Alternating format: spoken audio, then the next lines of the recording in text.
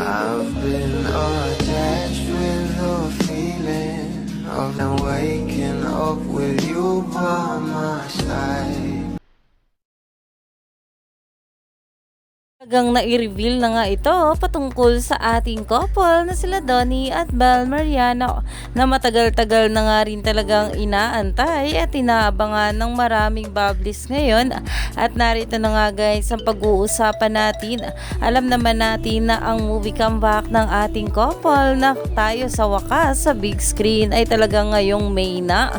Kaya naman nalalapit na nga rin ito. At dahil nga rin dito guys ay talagang nai-reveal na nga rin ang poster. Narito na nga guys ang nasabing poster ng ating couple na sa tayo sa wakas at kung saan ay talagang naipost nga ito ng ating couple magkasunod na silang nagpost sa kanilang mga social media account na talaga namang sobrang saya nga ng ating couple patungkol dito.